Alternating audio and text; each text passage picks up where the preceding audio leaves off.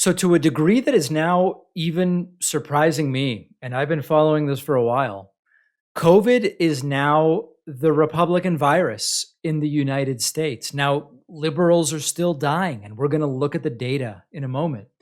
But that's not exactly the point here. The vaccine uptake, and mass guidelines have become so partisan and so skewed politically that the cumulative death rate, particularly since the vaccines have been widely available, I guess roughly May of 2021, is now a 3 times higher death rate in counties that voted 70% for Donald Trump compared to counties that voted only 30% to Donald Trump.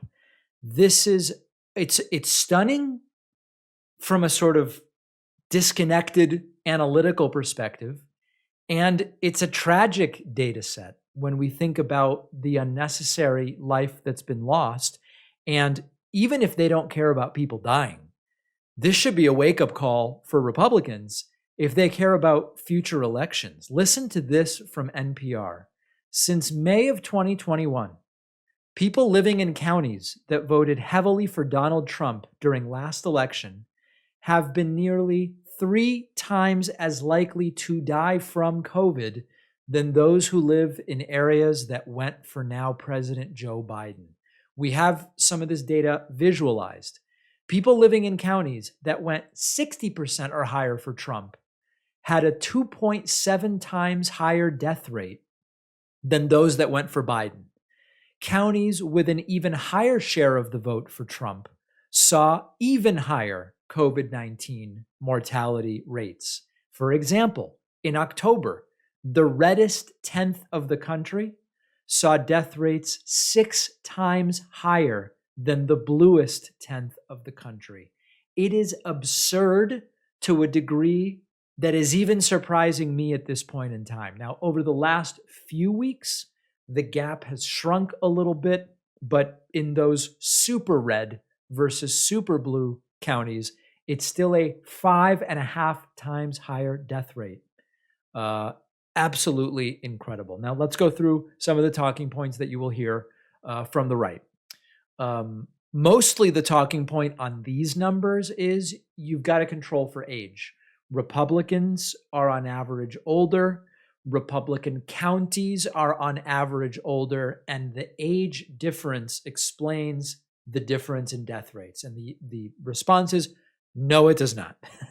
Even when controlling for age, this is the trend. Dramatically higher death rate in Trump counties rather than Biden counties. Now, on the other flip side of this, going back to what we talked about with Marjorie Taylor Greene earlier, the higher the Trump vote share, the lower the vaccination rate. This is not like cancer, even though Marjorie Taylor Greene said we don't shut down for cancer. This is not like cancer in that with cancer, we don't know the causes of many types of cancers. With many we do, with many we don't, many different types. Here we know, and the trend is clear, more vaccination, lower death. And we also see more Trump vote, lower vaccination rate. These are the Trump vaccines, as they like to say. Trump came up with them. Trump wants you to believe he synthesized, sequenced the virus himself. And his voters still don't want them. Now, obviously, we don't know the politics of the individuals who die. A Biden voter in a red county can still die, and they do. A Trump voter in a blue county can still die, and they do. But the association here is extreme, and it even goes beyond this. It is likely, on the basis of the lower vaccination rate among Republicans, now the lowest vaccinated demographic group in the United States, that even the deaths in the blue counties probably skew towards Republicans relative to their share of the population. A lot of right-wingers call me on my voicemail, and they say, David, why are you, they don't say David, sir. No, they just say David, or even worse names. Why aren't you talking about how Black people won't get vaccinated? And every time I check the numbers to see, has something changed? And it hasn't. Black folks do have a lower vaccination rate than some other groups, but it is still significantly higher than the vaccination rate among Republicans. Republicans are now the largest unvaccinated group. There is no single demographic factor when you look at gender, race, educational level, across all of these. Being a Republican right now is the signal that you are most likely to be unvaccinated right now. Now, at some point, the public health tragedy that has been this pandemic could become a political tragedy for Republicans if they keep going with the current approach. I'm not giving them advice. My concern is I care about people's lives regardless of their politics. And as we've said before, your decision not to get vaccinated doesn't only put you at risk, but we're beyond that. If Republicans care about election strategy, you would think that they'd be saying it's not good for us to disproportionately lose more of our voters than they are losing of theirs. I don't know what it'll take to get them to change their tune.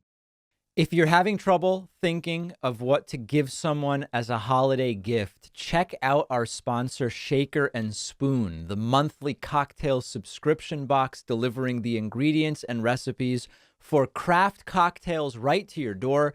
They send you everything you need to make the cocktails except for the alcohol. You provide that.